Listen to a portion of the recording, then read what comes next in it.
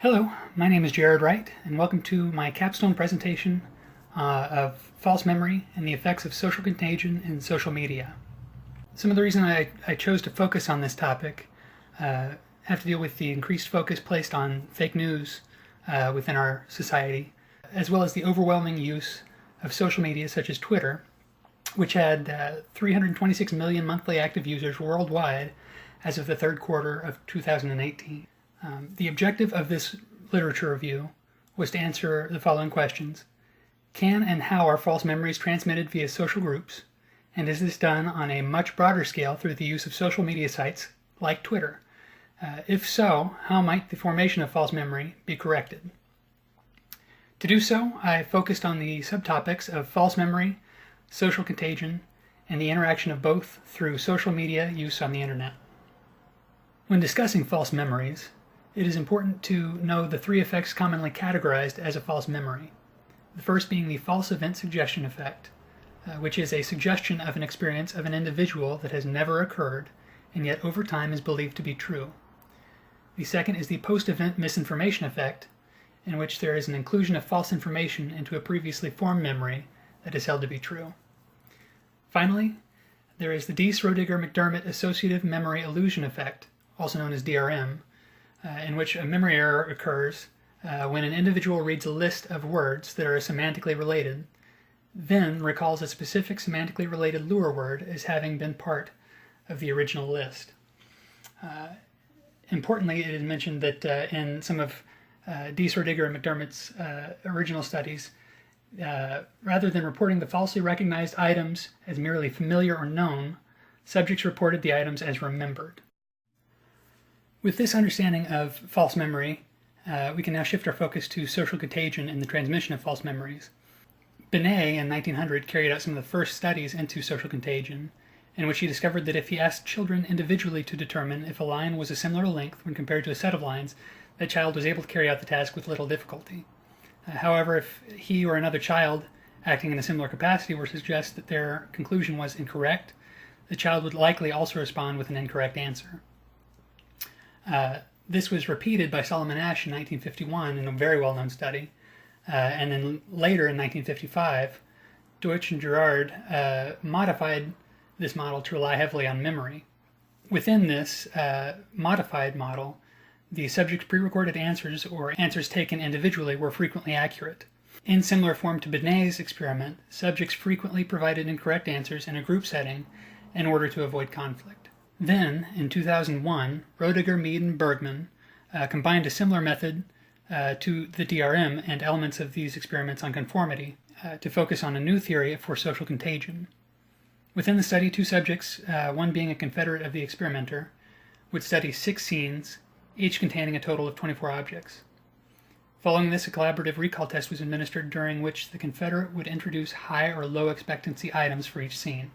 The results of an individual recall test following this showed that the subject was more likely to recall critical items when introduced by the confederate, as well as more likely to recall high expectancy items.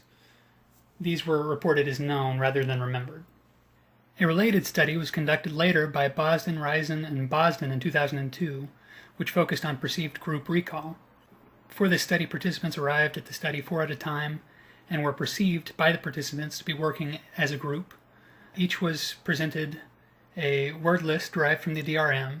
Following this, subjects were shown responses for items recalled by what were supposedly members of the group, but really it was responses generated by the computer. These responses, when critical lures were presented, showed that the influence of perceived recollections of others was very strong. When the perceived group members introduced items that did not occur, the frequency of false recall increased.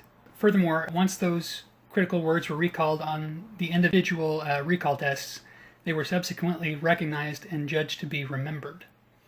This shows that false memories can be transmitted between those in a social group and can do so through the use of technology. With this in mind, it is now important to examine whether similar results may be observed within online social interactions on social media sites such as Twitter. The study by Mix et al. In 2013 focused on the strength of memories formed by individuals receiving information from sentences in books versus online posts on Facebook.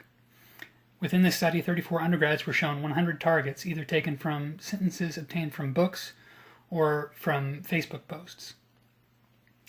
The study found that those presented with Facebook posts had a much greater confidence and accuracy when identifying items they had previously observed. This does not, however, provide any insight into memory for posts containing misinformation, which our next study will get into. Finn et al., 2014, focused on false memories from Twitter, in which the study focused on how confident individuals were in information received from a source having either high or low resemblance to a Twitter feed when provided either true or false information. Subjects viewed 40 lines of text that described the events portrayed within images. The Twitter condition contained informal language. The Twitter control condition used more formal language.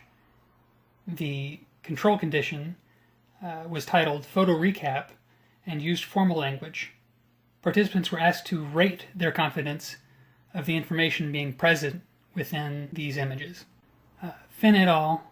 Noted that a small percentage of the responses reported high confidence for suggested information, which provides evidence that in each of these conditions, participants formed false memories based on this misinformation. Those in the Twitter condition were less confident in false information presented to them than participants that had the information presented in a form that less resembled a social media source. As stated by Finn et al., false memory not only depends on the credibility of the source, but also the credibility of the medium of presentation. In 2017, Griffin et al. Analyzed a different aspect that may have an effect on false memory: familiarity. The study had 156 undergraduate participants from the Michigan State University. Students first read an article containing information about either their school's basketball coach or the basketball coach of the University of Iowa.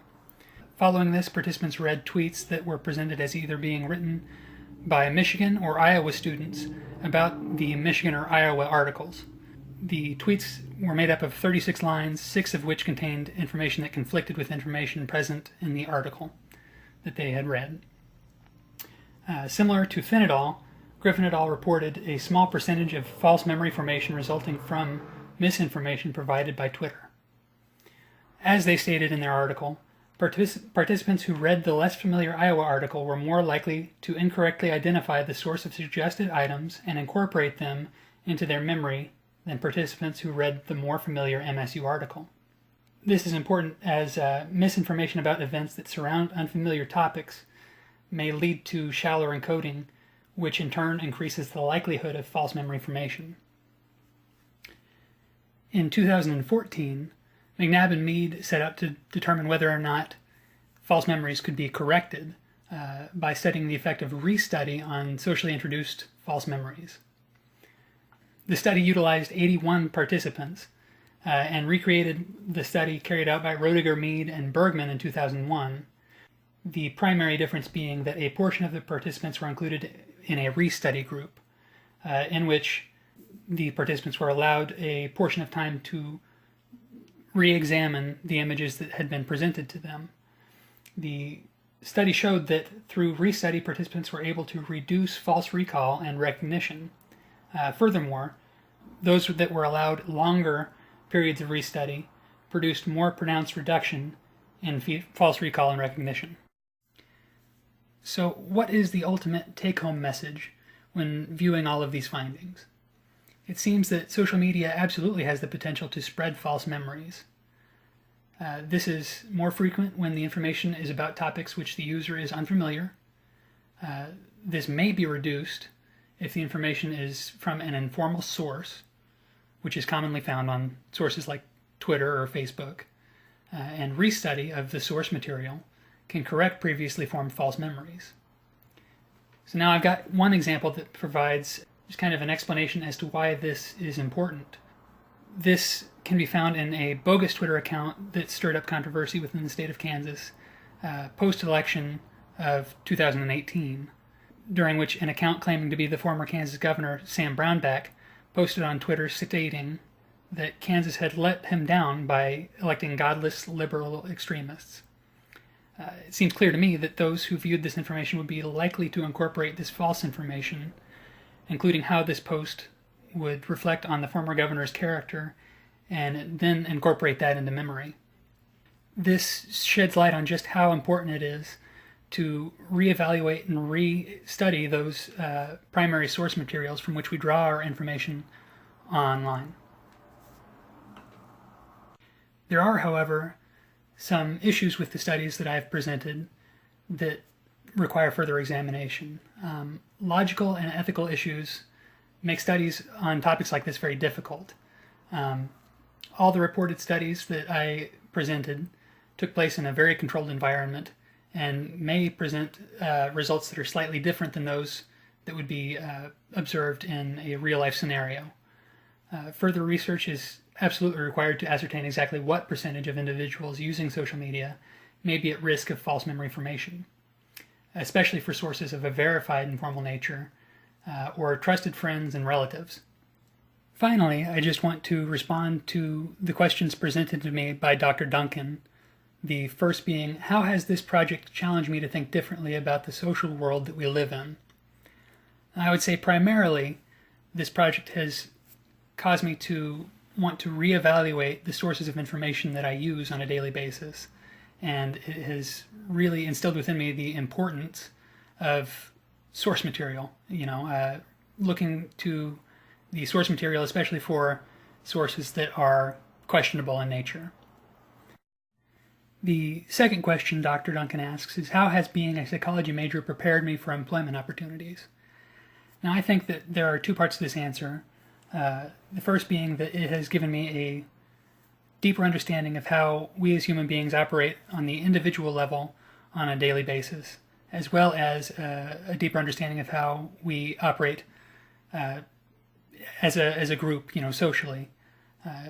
Being a psych major has also given me the tools that I need to be able to successfully complete many of the tasks I'm going to have to, work on a daily basis in any employment opportunity, whether it be, accuracy in my research or the ethic that I need to have in my work on a day-to-day basis.